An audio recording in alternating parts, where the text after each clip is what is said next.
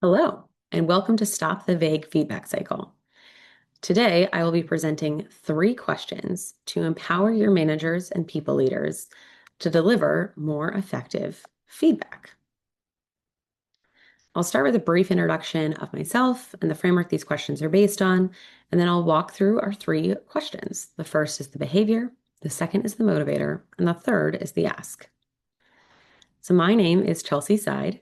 I'm an International Coaching Federation professional certified coach and the founder of Talent Praxis, a boutique leadership development company, where I serve as one of our executive coaches, facilitators, and trainers, and the primary account manager for all of our corporate accounts, where I act as an advisor, consultant, and ultimately help develop all of our custom leadership development programming.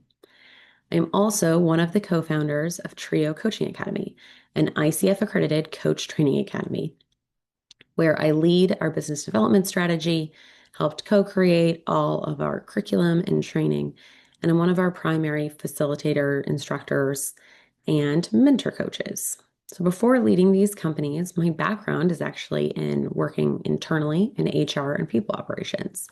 I led people operations, HR, and business operations at a variety of different companies across a variety of industries, startups, and even nonprofits.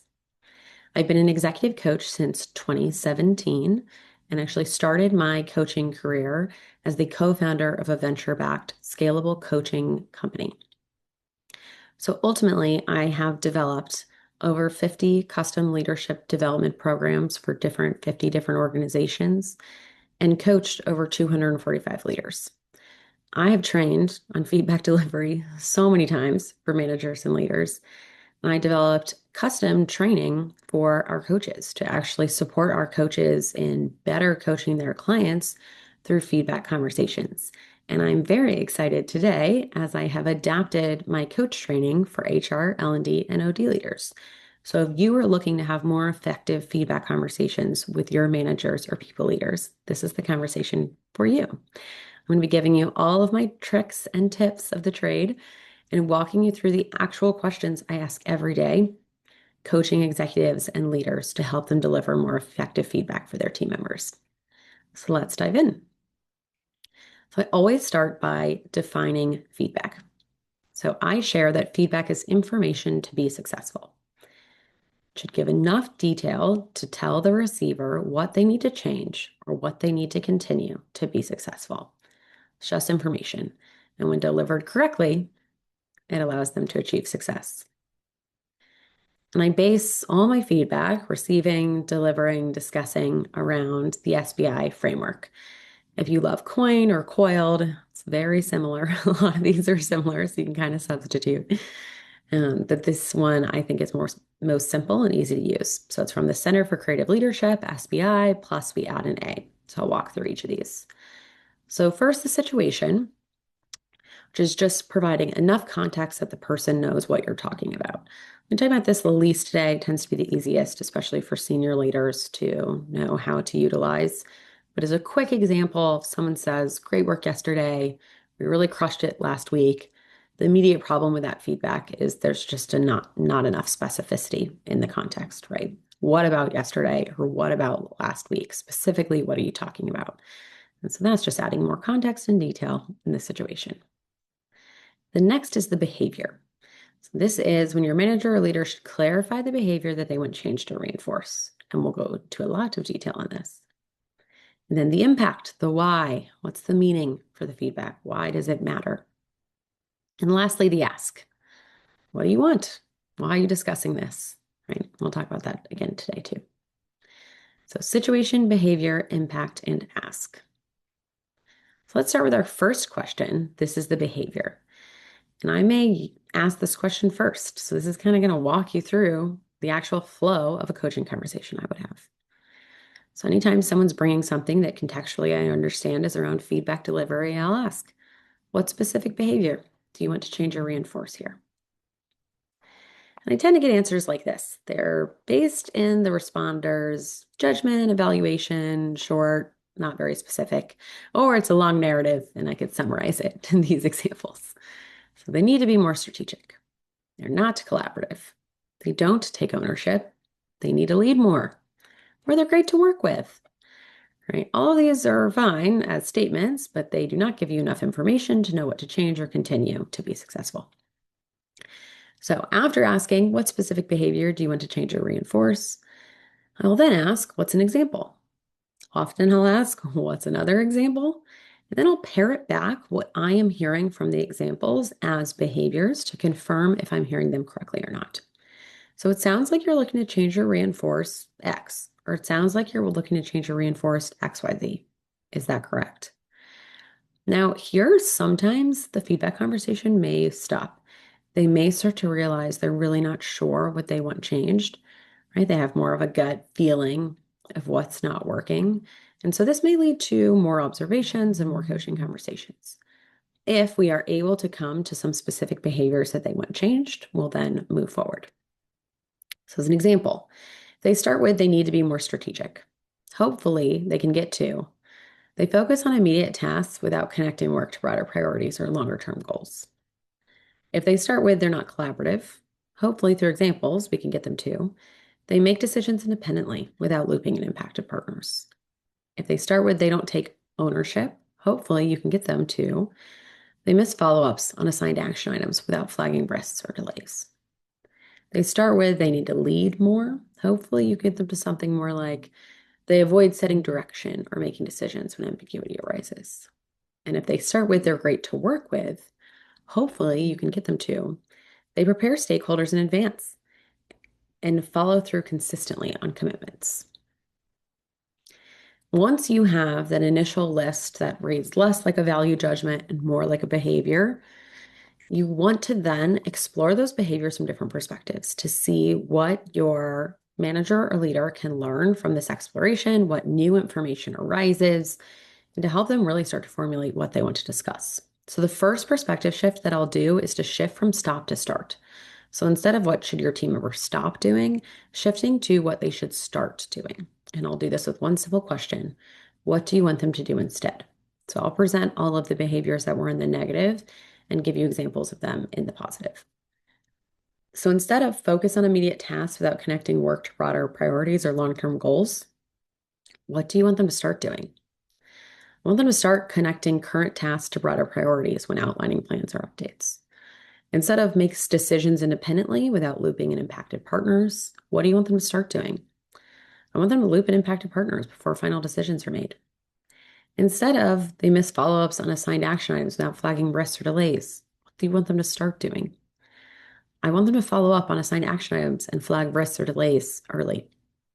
Instead of avoid setting direction or making decisions when ambiguity arises, what do you want them to start doing? I want them to set direction and make decisions when ambiguity comes up. Now, these are the most obvious transitions from the negative to the positive to kind of show you that one-for-one difference. And while they seem obvious, you still want to ask the question for two reasons. One, generative learning principles. You want your manager or people leader to pull from their own previous knowledge, skills, experience to generate the response on their own. So it creates that broader learning pathway of them getting used to wording feedback in the positive. And you may also learn new things. These are the obvious transitions, but maybe they present something differently that you weren't anticipating. So always ask the question, what do you want them to start doing? The next perspective shift I'm going to present is to draw awareness to when the leader, people manager, may be making observations, maybe missing specific observations. So when are they making assumptions and when are they missing things? And so here I'll ask a question. What have you actually seen specifically? And what do you need to explore with them? And I usually will ask this more specific to the situation. So let me give some examples. If the original assumption is they focus on immediate tasks without connecting work to broader priorities or long-term goals, I may ask, what may you learn from discussing how they're thinking about priorities, constraints, or longer-term goals? The original assumption is they make decisions independently without looping in impacted partners. I could ask, what may you learn from discussing how they decide who to involve and what trade-offs they're managing? If the original assumption is they miss follow-ups on assigned action items without flagging risks or delays, I could ask, what may you learn from discussing how they track commitments and surface risks or blockers? And if the original assumption is they avoid setting direction or making decisions when ambiguity arises, you could ask, what may you learn from discussing how comfortable they are making decisions with incomplete information, or how comfortable they are making decisions and what could support them, what support they may need? So here in the coach mode, when discussing feedback, I'm listening for assumptions I think they're making. And I could say, what assumptions are you making? Right? That's kind of a hard question. So instead, I like to phrase it as, what may you learn from discussing where I think a gap is, where I think an assumption may be? And the last perspective shift we're going to do when discussing the behavior is to help the manager, the people leader, draw awareness to the potential flexibility and next steps. So, where are they convicted in the path forward? And where is their flexibility to really give their team member some autonomy and space to do things their own way? So, here I'll often ask, what matters most here? And where can you be flexible? Okay. So walk through some examples. If the direct ask is for them to connect current tasks to broader priorities when outlining plans or updates, I may ask a question to consider where there's flexibility. What are the options for how they connect current tasks to broader priorities? Or what are their options here? Or where do they have flexibility here? What's more important here? If the direct ask is to loop in impacted partners before final decisions are made, you could ask, what are their options to collaborate more with impacted partners? Right? Help them start thinking about where there's flexibility, where there's optionality. The direct ask is to follow up on assigned actions and flag risks or delays earlier. You could ask, what's most important about flagging risks or delays earlier? Get them thinking about what is most important and what they're really looking for.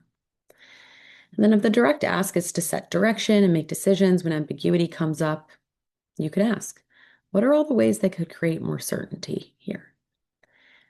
So when you're shifting perspective, discussing the behaviors, look for where your manager or people leader is being really rigid in the feedback they want to deliver, and ask a question to open it up. See what flexibility is, see what options are, discover what's most important.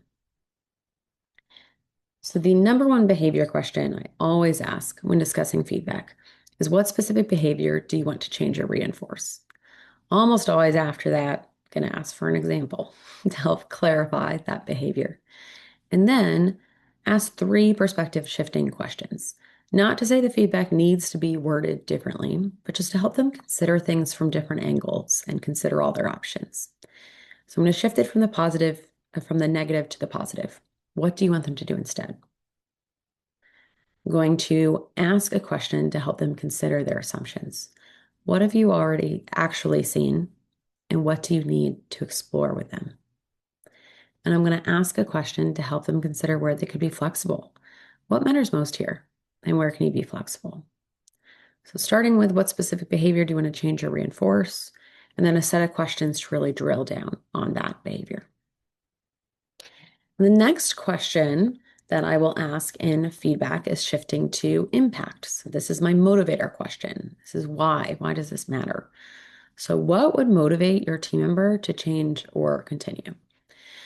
By now in the feedback conversation, we've probably discussed behavior for the majority of the conversation. This may be 20, 30-minute conversation, and at least half of it is normally around the behavior, if not 2/3. So they're probably saying, okay, well, what do I say? How do I word this to them? And I don't answer that. I always start with, well, what would motivate them to change? Or what would motivate them to continue? I answer that question with this question. Normally, they need help refining it. And so to refine it, I use impact buckets. So these are the three most common buckets when managers or leaders are defining impact that I see. And I find any feedback hits all three of these buckets. And so it can be helpful to explore each of these buckets. And then for the manager or people leader to pick which impact they think will be most motivating. Let's give an example of the first, business goals or needs, and how you ask about this. So the business goals or needs are anything that impacts a predetermined group goal. So deadlines, objectives, company values, team goals, OKRs, KPIs, etc. So here I will ask, well, how does this impact your goals or objectives? How does this impact team goals or objectives? How does this impact company goals or objectives? right? So if I say, what would motivate them to change? Maybe they have an answer, maybe they're not sure. Then I'll ask, how does this impact goals or objectives? Next is relationships. So anything that impacts how you work with one another individually, as a team, as a company, collaboration, transparency, any interpersonal dynamics, norms, and behaviors. So I'll ask, how is this affecting how you work together? How is this affecting how your team works together? How is this affecting how your department works together? They'll always have an answer for this, right? It may take some exploring. And lastly, performance. This would be anything that impacts success in the individual's role or career growth. Are they exceeding expectations? Are they missing expectations? Are they up for promotion? Are they interested in a promotion? Will this support a promotion or raise? And here we can ask, how does this impact their effectiveness or success in their role? And so after asking what would motivate them to change, I often ask these three questions to help consider multiple options. Now, special considerations here is that you want to motivate them to change or continue, but to do it in a sustainable way. So you're asking and thinking about what motivators will balance the weight of the impact. As an example, let's say they have a team member who is looking to get promoted to director and has been interested in that for a very long time. And they may identify that, yeah, if they make this change or if they continue this, it could support them in getting promoted to a director. Okay, would it directly cause it? Would be my question. And so if they make this change, will they get promoted at the end of the year? Right? If the answer is yes, this is the most important thing they need to do to get that promotion. Absolutely use that impact as weighted correctly, especially because you know it'll motivate them, you know they're interested in it. If the answer is no, they have 35 different things they need to do to get promoted, and a bunch of different things need to happen in the environment at the company with our budget. Don't use the promotion impact, even though it'll incite them to change. It could disengage them and frustrate them down the road if they don't end up getting that promotion. On the other hand of the coin, the most common thing that I'll hear is deadlines. Well, they should be motivated by our deadlines. We have a deadline from our customer. We have a deadline from this other department. That should be motivating enough. All right. Well, I always ask about how flexible a deadline is. Does this deadline move around? Does this deadline change often? Or is this a really hard deadline? And it's a very motivating thing at the company. If the deadline's flexible, using something as simple as a deadline is probably not going to incite change. If the deadline is pretty hard, then it could be helpful here, right? And so thinking through what's going to motivate them to change in a sustainable way that keeps them engaged down the road. Let's move to our last question, which is the ask. What are you asking for? And then I add on, given the situation, because the situation is very important to determine the ask. So to define the ask, we're going to use another framework, situational leadership. And this is based on the classic situational leadership, but trying to really simplify it so it's easier to memorize and act out in the moment. And I like it because it starts with 4 verbs or actions that you can take. So 4 types of asks. You can tell them what to do, you can sell them an idea, you can support them, or you can delegate. To determine if you're telling, selling, supporting, or delegating, you look at these 4 variables. So is it time consuming? Do you have flexibility? Do you have a skilled team member? And do you have a willing team member? To actually coach your leader or people manager through these 4 variables, you're going to ask these 4 questions. The first, how much time should you dedicate to this? Please note, I did not ask how much time do you have. No one has time. I asked how much time should you dedicate to this? You ask this question after you discuss the importance, after you discuss the impact. So now you know how impactful the feedback is. So it's easier to coach them through, okay, knowing how important this is. How much time should you dedicate to this, right? And then how flexible can you be on the outcome or approach? You've already asked them some flexibility questions. They're already thinking about different options and perspectives. So hopefully they're able to easily answer this. And then is your team member capable of completing the task? So you need to observe when talking to a manager or leader about this question is how biased they are about the person. If this was a really important customer for them and they made a mistake with that customer, or if this is directly related to the priorities of the manager or the leader, they may be a little burned. And so they may have trouble answering this. And so it could be helpful to follow up with, why did you hire them? Why do you believe in them in this role? What are their strengths? What are their successes? What's their background? What's their expertise? How do you know they can be successful here? So sometimes you need to ask these questions in the positive, especially if someone's coming from a particularly negative feedback place. Then lastly, is your team member willing to complete the ask? When I ask this 9 out of 10 times, I do get a yes. And so I'll just ask, how do you know? Right? Is your team member willing to complete the ask? What suggests that to you? Because I want to hear specifically what they've observed, what they've seen, or past history with this team member that helps them answer this question. Not because I'm questioning them, but to help them sort of dig a little deeper and consider any assumptions they're making and feel confident. So once they answer these 4 questions, they can really determine their ask. And I'll walk you through how to do that. So if they're telling them what to do, they're giving specific, direct instructions. It's not time consuming, doesn't allow for flexibility because you're really being specific in what the person's supposed to do. And it doesn't require a skilled team member because you're telling them exactly what to do. It does require a willing team member.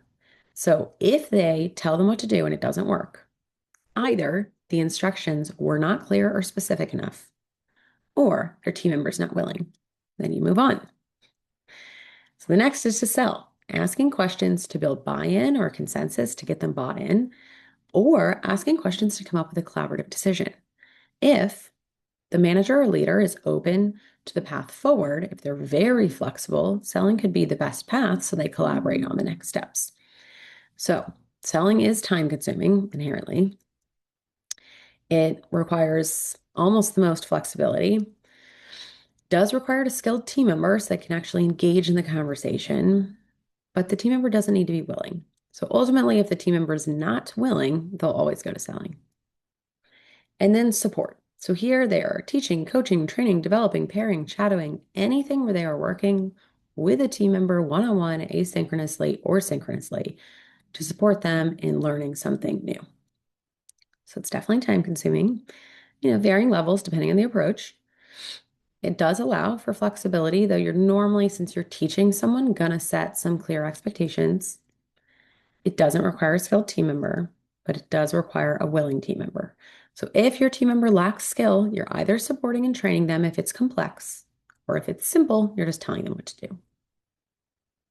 And then lastly, to delegate. This is, we all know, transferring responsibility or ownership, empowering someone else to do the work. It's not time consuming. It allows for some of the most flexibility. It does require a skilled team member and it does require a willing team member. So if your team member is skilled and willing, you're almost always delegating. So these are our 4. And here's some questions as a reminder, the questions you asked to help them consider. So how much time should you dedicate to this? If you shouldn't dedicate it any time, you're either telling or you're delegating. Is your team member willing to complete the task? Yes. And you can do any of the above. No, you need to sell. Is your team member capable of completing the task? Yes. Okay, you can sell or delegate. No, you have to tell or support. And then how flexible can you be on the outcome or approach? If you can be really flexible and you have a skilled and willing team member, you're delegating. So let me give you an example from a previous behavior we discussed. They're not collaborative. Here, you're going to loop in impacted partners before final decisions are made, right? That's what we're asking them to do. So I'm going to word this in telling, and it almost already is. Before making a final decision, loop in the impacted partners and incorporate their input. Now, how detailed this needs to be. This needs to be detailed enough in a tell that someone's going to execute it the way you expect. So if you tell them what to do, they're willing, and they execute it the way you expect them to, it's detailed enough. If you tell them what to do, they're willing, and they don't execute it the way you expect them to, it wasn't detailed enough. Be more detailed next time, or delegate. So, what's valuable about collaborating with impacted partners more when making decisions? So I'm going to ask open-ended questions to have a discussion. I'm going to share observations to have a discussion to get them bought in on the next steps. Support. Let's discuss how you can identify who needs to be involved and the best way to bring them in. So in this example, I'm going to have a conversation with them about how they could approach this, and we're going to work together to help them determine how to better approach the situation. They could also watch how you approach the situation. You could train them or present training for them and how to do this. Right? Anything where you're supporting them and developing their skill sets here. And then delegate. You own the decision. And I expect you to align with impacted partners, right? So if they are fully willing and they have the skill to do this, remind them, right? Delegate the specific expectations, delegate what they should do next. So you own the decision process. And I expect you to align with impacted partners, and I want to see that moving forward. Okay. So, question 3, the ask. Really, you're asking kind of a rambling question. Based on the time you should spend on this leader, based on flexibility of approach or outcome, based on your team member's skill, and based on their willingness, what are you asking for given this situation? So I'll often start with just simply, what are you asking for in this situation? And then I'll walk through those 4 questions and ask again and see if their answer changes and how they actually want to approach their ask. So 3 questions to avoid vague feedback and to empower your managers to give more effective feedback. Question 1, the behavior. What specific behavior do you want to change or reinforce? Question 2, the motivator. What would motivate them to change or continue? And question 3, the ask. What are you asking for given the situation? If you enjoyed this training, please use the QR code up in the top right to complete a brief feedback survey. In the honor of feedback, I would love to hear what was valuable for you and what you found most helpful. And then you will get a free resource summarizing everything you've learned today. Thank you so much.